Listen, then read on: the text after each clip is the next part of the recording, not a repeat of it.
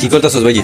আজকে আমি একটা ইনকিউবেটর বানাচ্ছি আমাদের রান্নার জন্য, কারণ সে নতুন করে ডিম ফোটানোর মেশিন বানাতে একটি খামার দিতে চাই করে, তার জন্য আরেকটি ডিম ফোটানোর মেশিন অতি দ্রুত প্রয়োজন।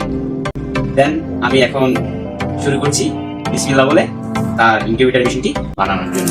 আপনারা দেখতে থাকেন আর সাথে থাকেন। দেখতে পাচ্ছেন তো গাইস, এই দেখতে পাচ্ছেন এটা কিন্তু আমাদের প্রথম প্রজেক্টের যেই ইনকিউবেটর মেশিন ডিম ফোটানো। তো এদিকে আমাদের একটা আছে, তো দেখতে পাচ্ছেন কিন্তু অটো সিস্টেম ম্যানুয়াল। তো ওইদিকে যেটা বানানো হইতেছে, তো এটা আপনাদেরকে পুরোটা দেখাবো যে কিভাবে একটা ইনকিউবেটর মেশিন আমরা তৈরি করি।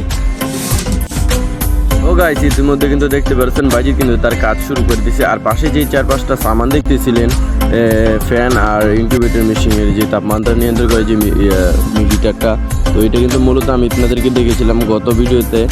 দারাজ থেকে আমি সব অর্ডার দিয়েছিলাম। তো দেখতে পাচ্ছেন বাইজি কিন্তু এখন ফোমটা ছিদ্র করছে, আর ছিদ্র করে কিন্তু এই মেশিনগুলো কিন্তু তার মাঝে বসাবে। আর এখন দেখতে পাচ্ছেন যে ফ্যানটা, এটা কিন্তু এসিডিসি একটা ফ্যান 3 ইঞ্চি। তো এই ফ্যানটা ভিতরে সেট আপ করতে হবে, যে কারণে যে তাপমাত্রাটা হয় ভিতরে লাইটটা দিলে সে তাপমাত্রাটাকে পুরো ফোমে ছড়াবে। দেখতে পাচ্ছেন ইতিমধ্যে কিন্তু বাড়িতে একটা হোল্ডার লাগিয়ে কিন্তু বাতিটা লাগাই দিছে।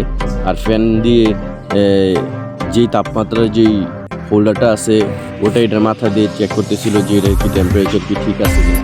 তো এখন কিন্তু দেখতে পাচ্ছেন আমাদের কাজ মোটামুটি প্রায় শেষ, কিন্তু এখানে একটা কাজ বাকি আছে, সেটা হলো সার্কিট লাগানো। তো আজকে সার্কিট না থাকায় কালকে সকালবেলা আমি বাড়িতে দিয়ে লাগিয়ে নেবো। তো দেখতে পাচ্ছেন আজকে সকালে কিন্তু আমি প্রায় এসে গেছি বাড়িদের কাছে। বাড়িতে কিন্তু খুব দক্ষতার সাথে সার্কিট লাগানোর চেষ্টা করতেছে।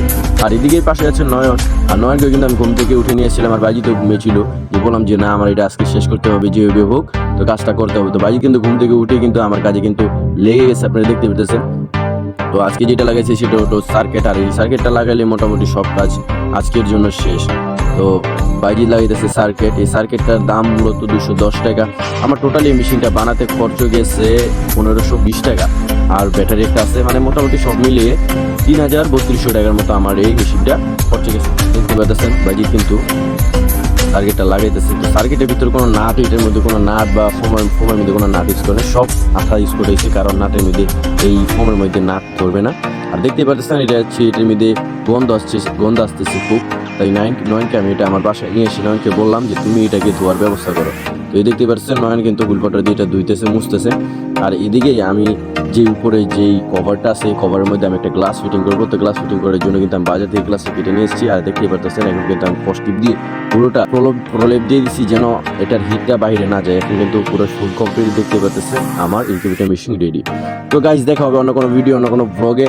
আর নেক্সট ডিম এটার মধ্যে ইনকিউবেটর ডিম দিব, তো সেই ভিডিওটা কিন্তু আপকামিং আসছে কাল পরশু। তো অবশ্যই আমার সাথে থাকবেন, আমার পাশে থাকবেন, লাইক করবেন, কমেন্ট করবেন, শেয়ার করার চেষ্টা করবেন। ধন্যবাদ।